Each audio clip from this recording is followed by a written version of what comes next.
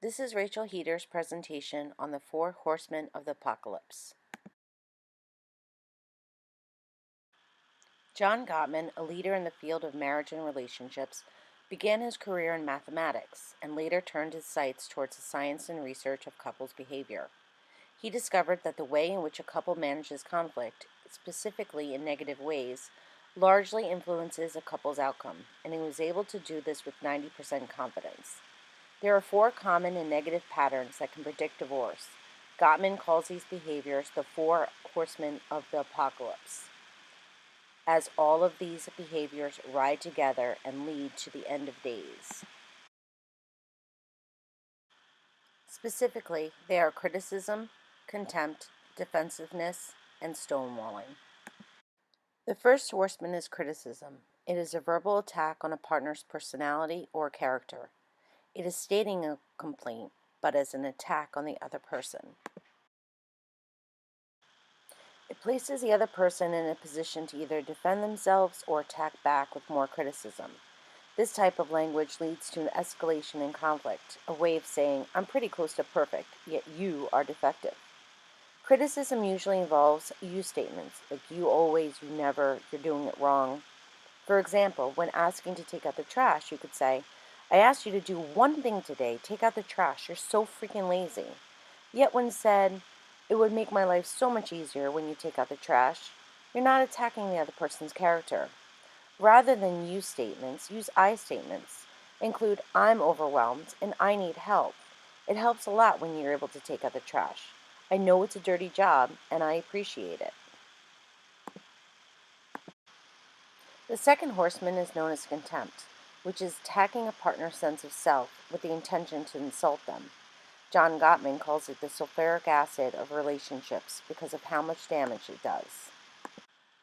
Contempt includes mocking, acting superior to the other, complaining, use of sarcasm, and includes language that does not show respect for the other. This leads to resentment. For example, if one person says, you're so lazy, the other person can respond, blah, blah, blah, whatever. Not only does contempt predict divorce, it also has dire physical effects on a person by actually eroding the immune system. The third horseman is known as defensiveness. It is often a response to criticism and is used when a person views themselves as the victim and feels attacked. Although it can be a natural response, defensiveness becomes toxic because one or both people are not taking responsibility for part of the problem and reverses blame onto the other.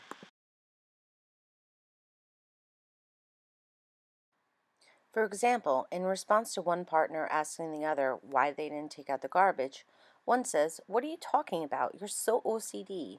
I mean, why can't you take it out if you want it so badly? Who's lazy now? Rather, when a person takes responsibility and instead of responding in defense says, listen, I know you asked me to take out the trash and I forgot, but instead of attacking me and calling me lazy, just remind me. When the other person responds with taking responsibility and asks, how can I help? Then a couple becomes a team and begins working on the problem and towards solutions rather than dissolutions. In marriages where criticism and contempt lead to defensiveness or attacking back with more criticism, eventually one partner will tune the other out and need to flee from the drama. Essentially, it becomes a fight or flight scenario, where flight is the fourth horseman and is known as stonewalling. Stonewalling is silence by one partner. This occurs when one person is so flooded with emotion they are not able to respond. Although it may be useful for one person to retreat when their emotions, such as anger, are running high and are really trying to calm the conflict and not make it worse, stonewalling is perceived by the other as being ignored, as being shut out, shows complete apathy and indifference, and essentially tells the other, I will determine when this conversation is continued. The stonewaller is now in control of when and how and if this conflict will be resolved. It is perceived as uncaring, as painful for the other person to experience, and can become a very destructive pattern in the relationship. John Gottman suggests three things to never say in a fight: you never, you always, or words that are either insulting or suggest superiority. things that suggest that one person is better than the other. When researching couples, he found that when couples can handle conflict in ways that were gentle, loving, when they were kind, and responded in ways that accepted each other's influence, they were more resilient to conflict and could better overcome natural transitions in relationships, such as becoming parents or when teenagers are seeking independence. Gottman found that those couples who request change in gentle ways are able to manage conflict more effectively. So talk to each other like equals, recognize you both have limitations, and use language that builds each other and the relationship up rather than break it down.